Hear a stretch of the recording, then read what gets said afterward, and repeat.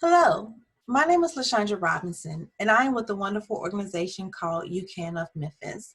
I'm the executive director there, and it is my honor today to be coming to you in regards to bullying prevention and what can parents do to help their online, as we call cyberbullying, as well as what are some laws that are equipped with bullying. And so today I'm going to provide you with that information through a PowerPoint presentation as well as just a presentation with me giving you some more details about exactly what cyberbullying as well as what bullying is overall. With the organization of UCAN of Memphis, we are a youth development organization for middle and high school students where we are responsible and accountable for making sure that our students are aware of bullying prevention, of course, and leadership development for their career readiness, as well as character development for our middle schoolers. So I'm so excited today to come to you just to give you a little bit more information, some things that you probably already heard, some things that you wasn't for sure on and you just needed some insight on, but most importantly, things that's going to help you and your child to be a better person in regards to making sure that they are not using their social media in a wrongful way. But then also parents, so you can know some different signs that you may not have known about when your child is either a bully or has been bullied. So let's go ahead and jump right into it. I'm going to share my screen with you guys so you'll know exactly where we are and what we're doing.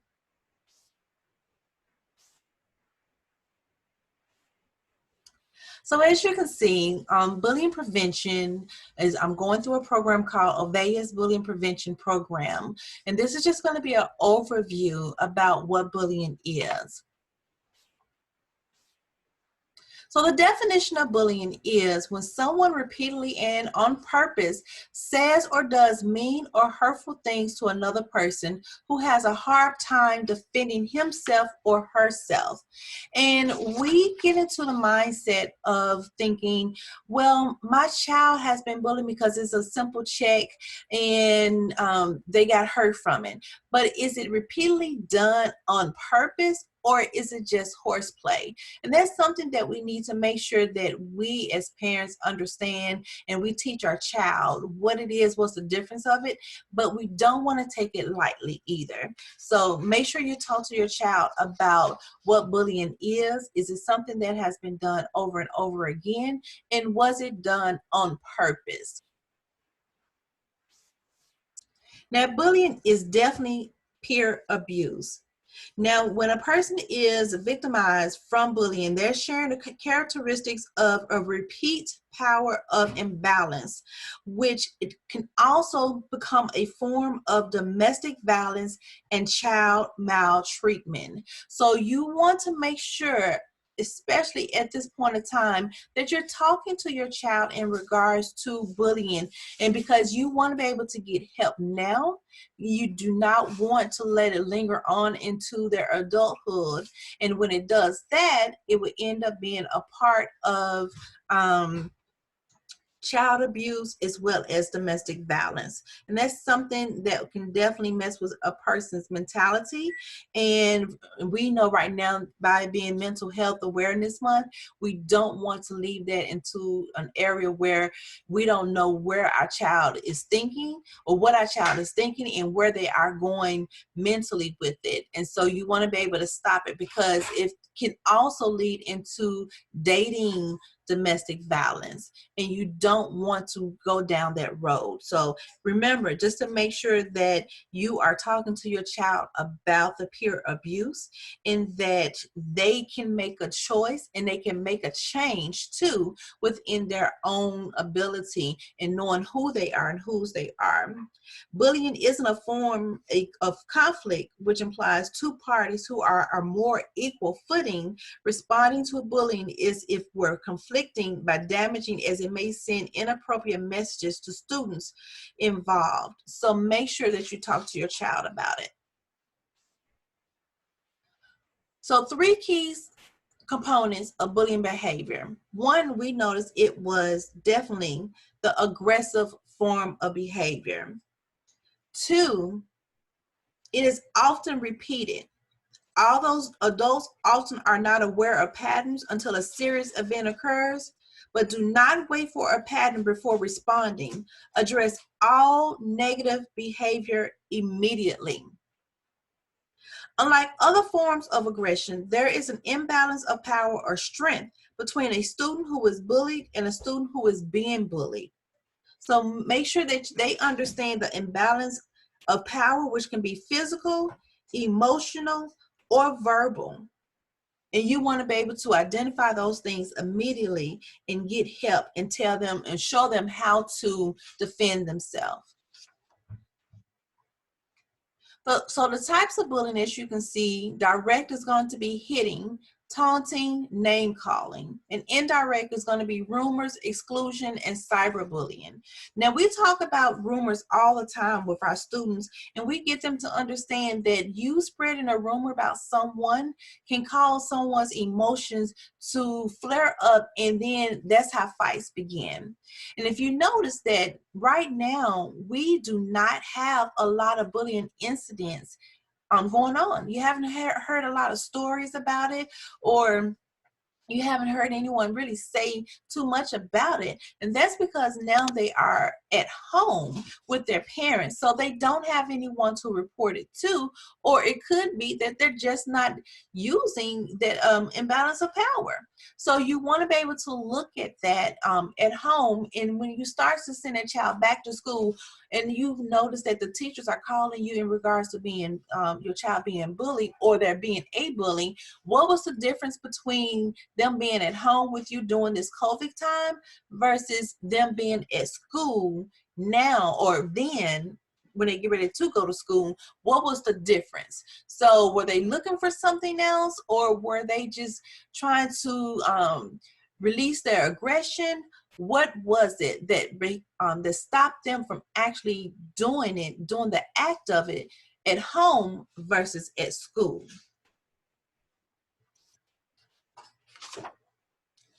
So these are just some characteristics of students who is bullied. They become quiet, have very few friends. They withdraw from people, meaning they may have low self-esteem. They're anxious or insecure. They don't want to go to school, or they don't want to participate in any family activities. And they definitely, the school academics will drop. So if you're seeing that within your child, and I want to also include sleeping a lot, if you are in eating, not eating, or overeating. So if you see these things within your child, I definitely advise you to be able to talk to them about it and get help. Now, students who bully, this is something that a lot of parents forget about. When you're noticing that your child could be a bully, there's a negative school climate. They may want to carry a weapon. Injured in fights, they like to get into fights all the time because now they're upset, they're angry about something, and now their academics definitely has dropped. They don't want to even participate in school. So as you can see, it kind of goes hand in hand with the person who is bullied and the person who is doing the bullying. So students who bully versus the students who is getting bullied, they neither one of them really want to go to school because something is going on, and you want to be able to talk to your child about that. Do not be that parent to say that we're just going to, we definitely want to pray about it, but we also want to be able to talk to that child and ask them different questions. How was your day? What happened today? What did the teacher say? Did you make any new friends? Ask those different questions for them so they can give you some direct answer versus giving you indirect answer or the same answer. If you're noticing that your child is drinking or smoking behind your back, or you're saying they're being with a crowd that is normally not their crowd, you want to be able to talk to that child and find out what is going on and how can you prevent it moving forward. And this is also some characteristics of students who bully. They may be a part of a conduct disorder behavior. They're always getting into a fight. They definitely want to be with the older kids because now they feel like they have more power than anyone else. When you are noticing these signs, talk to your child immediately. So what are some effects on bullying on the bystanders? We forget about the people who actually see it. They are afraid. They want to be able to help, but they don't know how to help. Is that your child that they've seen bullying before? And they just said, you know what, I just didn't say anything. Maybe they didn't say anything because they were afraid that someone was going to bully them. They felt powerless. They didn't know what to do or how to be able to get help or who to even tell. They felt guilty. Guilty that the fact that they saw it, but if I say something, then they're gonna get me. So I'm gonna act like I didn't say anything. And then if their friend comes in, did you see me get bullied? Yeah, I did, but I didn't want to interfere with anything because I didn't want them to get me. Or maybe they even started the rumor. You never know. So how is it actually affecting them? Affecting that bystander?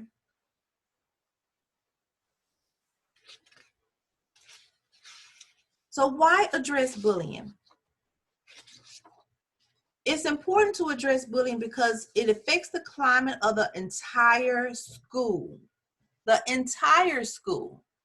If it affects the school's safety, the learning ability, disrespect within the classroom, as well as in the hallways, on the bus, at the playground. It may not want that child to ever attend school again. So now you're going to end up homeschooling your child. And then it perceives lack of control and caring. So no, they no longer care about what people say or feel because either they're the one who is actually getting bullied, they're the one that's like, no one cares about how I feel, so why should I even say anything? Or the person who is doing the bullying, oh, they're not going to say anything except for give me a suspension and I'll be back in a couple of days. Well, you want to be able to control your environment, and that's be able to get with your child and have them to understand and talk about what are you doing to affect your learning ability? What are you doing that could lose you to have power within yourself? But what are you doing that's going to have you to have lack of control, lack of empathy, lack of sympathy, and lack of caring? What if it happened to you? Would you want somebody to say something? These are things that you want to be able to ask your child. On a survey of 20,000 students, 3rd through 12th grade, using our self-reports, we found that 17% of students indicated that they had been bullied and or had bullied others 2 to 3 times a month or more, often in the previous couple of months. 14% had been bullied, which 12% had been bullied but not had bullied others. 2% had been bullied and also had bullied others. 5% had bullied others, but 3% of that 5 had bullied others but had not been bullied. And 2% had bullied others and also had been bullied. I apologize. We got a little cooking going on here, so please forgive us for that. 83% of our students total, this is something that we want to think about. 83% of our students in grades 3 through 12 were not even involved. So they were like our bystanders. That's a lot of bystanders. So let's get into the girls' and boys' experiences with being bullied. A different grade pattern emerges when students are asked if they have been bullied others. We observe that there are fairly steady rates of bullying others for boys and girls between 3rd and 8th grade. In high school, the percent of girls who bully declines a bit, but the percent of boys who bully increases. Why is that? Why is it that the percent of boys who bully increases? Is it because of what they see on the team? Is it because of sports? Is it because they're trying to show out for girls? What is it? Is it the lack of what they may be missing at home? Why is it that the boys are increasing versus decreasing? Now, don't get me wrong, girls do bully more than boys. However, it's still an increase in our boys.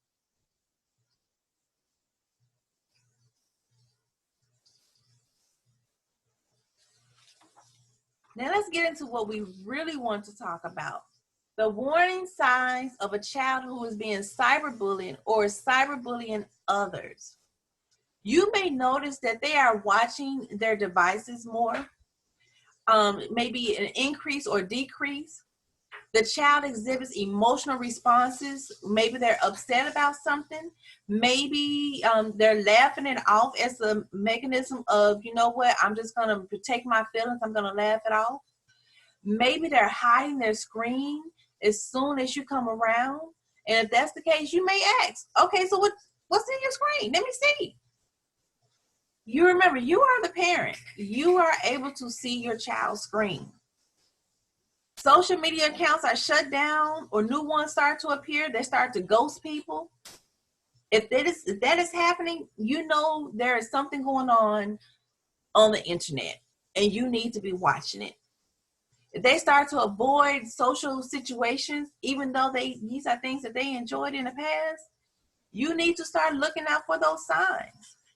If the child becomes withdrawn or depressed or loses interest in people and things, you know there's something, especially right now, that may be happening on the internet that they have not told you.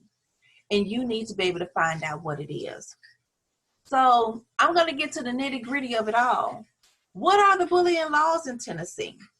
What is it that parents can do to avoid it, or if it does happen? Now, as it says here, cyberbullying means bullying undertaken those through the use of electronic devices. And those electronic devices are not limited to telephones, cellular phones, or other wireless telecommunication, but also your PDAs, computers, electronic mail, instant messages, text messages, and websites. So if your child is harassing someone through any of these forms of electronic devices, guess what can happen? A misdemeanor up to 1 year in prison and a $2,500 fine for making threats made online. That's cyber harassment. Yes, they can go to jail. Now, there isn't a law that says that the parent can go to jail, but if the parent is responsible for their child, then it's up to the judge to make that decision. So you ask the question, can you go to jail? Yes, you can go to jail for cyberbullying. That is a form of harassment. And it's a form of harassment if you do it at school as well. And guess what? You can also go to jail then, because now you are disturbing the child's academic. You are presenting a hostile educational environment for that child as well as other students within that classroom. And you are placing the student in a reasonable fear of physical harm. And they do not want to go to school, all because of someone has been bullied by someone else. You need to stop and make a difference. Change it up. Talk to your child about it. So during this prevention program, the bullying prevention program, we help reduce bullying and antisocial behavior.